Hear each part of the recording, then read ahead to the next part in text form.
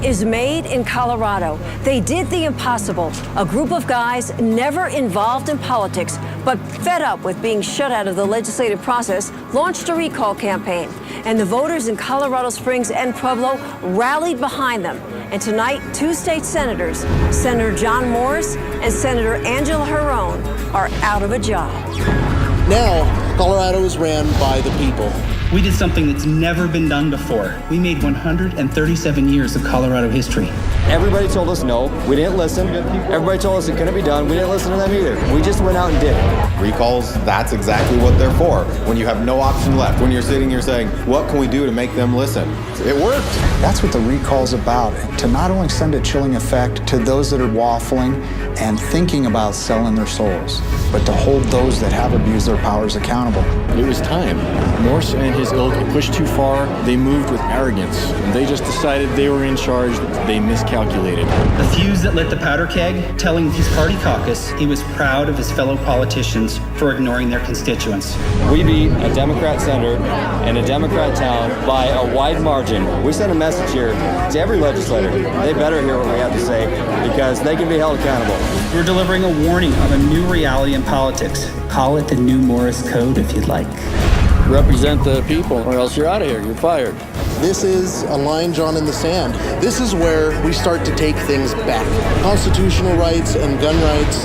And I've heard from people that own firearms. I've heard from people that have never had a desire. It's really been a tidal wave of support and citizens saying, enough. You're elected to represent us, not dictate to us. And that is the ultimate grassroots story of people teaming up together as Colorado citizens. And the reason we did that is because Senator Morse refused to listen to us. His constituents, that's us. Instead of listening to the people of Colorado who hired him, he took a phone call from Joe Biden and threw away his sworn oath to defend the people of Colorado.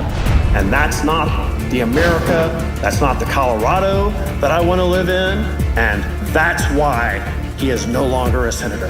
This really is something that we shouldn't have been able to do. We got outspent 11-1. Literally millions of dollars were spent to defeat or sabotage us. And we still won. This isn't possible, but guess what? It just happened. Senator Herron did not listen to us, and she had all the help in the world. She had all the money in the world. We had nothing. We didn't need it. All the money in the world can't buy an election. All the money from Bloomberg can't buy dedicated volunteers. Your message to Bloomberg tonight? Colorado's not for sale. Straight to Bloomberg, Colorado's not for sale. I'm here to tell you, Mayor Bloomberg, sorry, stay in your state. Stay out of Colorado. Stop attacking our gun rights. We beat the machine. We, the people, stood up against Morse, Bloomberg, Biden, Obama, and we won. We're plumbers, HVAC technicians, electricians. We're all just regular working guys, and we may have just thrown a huge pipe wrench into the whole political system, definitely of this state, maybe even the nation. Wait, what do you say to those people that always thought my voice doesn't make a difference?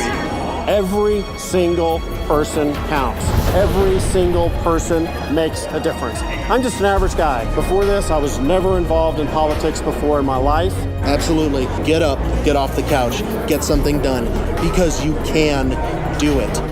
Just do it. We just stood up as regular citizens and said, we're not going to accept this. We are not going to accept our rights being stripped away.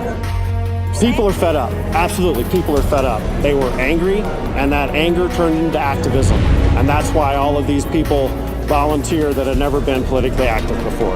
We're thinking of kind of taking the plumber's wrench as our new logo and saying, don't mess with regular people or we will throw a big wrench into your well thought out plans and you'll never see it coming and there's not a darn thing you can do about it.